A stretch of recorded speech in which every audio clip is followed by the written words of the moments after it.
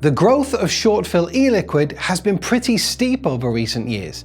But what exactly is a short-fill? In this video, we're going to give you the reasons behind the birth of the short-fill e-liquid, what they actually are, and help you decide whether selecting a short-fill is right for you.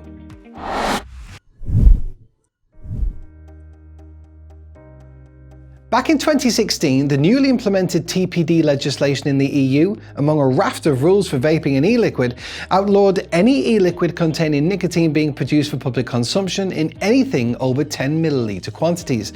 In short, if an e-liquid contained nicotine at the point of sale, it could not be sold in anything larger than the standard 10 milliliter childproof bottle.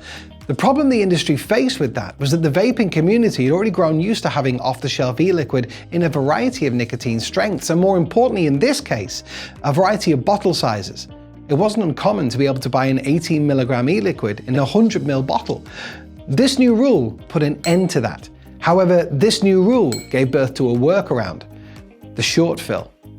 As only e-liquid containing nicotine was subject to this new rule, the alternative to get around this new rule was simple. The manufacturers basically stopped adding nicotine to their recipes and effectively produced 0 milligram nicotine-free e-liquid. This way, they could continue to make their e-liquid at whatever quantities they liked, and the customer would add the nicotine themselves. The only problem with that is that if you make a 100 ml nicotine-free e-liquid and put that in a 100 ml bottle, there's no room for nicotine. What's more, even if there was enough room, adding the nicotine would dilute the liquid, and the flavor wouldn't be as strong as the manufacturer had intended. The solution was to make the nicotine-free e-liquid slightly stronger in flavor to allow for the dilution with a nic shot, and also not to fill the bottles completely, leaving room for the nicotine to be added later by stopping short of the top. Short filling.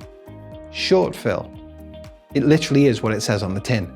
Just like before the rules came into force, you could now select what final ratio you were looking for, 70-30, 80-20, knowing that when you added the nicotine suspended in either VG or PG, you would achieve not only the right ratio, but also your desired nicotine strength. If that last bit about VG and PG is like a different language to you, check the link below for our VG and PG explainer video. Also, if you're looking to have more control over your liquid, you may consider actually making your own from scratch. Have a look at our beginner's guide to DIY e-liquid, link below for that one too. Anyway, back to short fills. Take this Absolute Zero short fill. The final mix with a 10 milliliter nic shot will give 60 milliliters of 3 milligram nicotine strength e-liquid.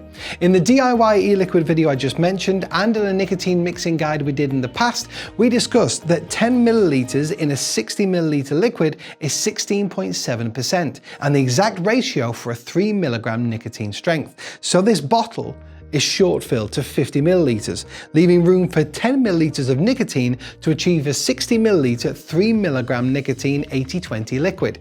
Both the e-liquid and the nicotine shot being shipped separately, but in the same package. Now, of course, a short fill being nicotine free can be vaped as 0 milligram e-liquid. It'll just be a little bit stronger in flavor, like the flavors turn up to 11.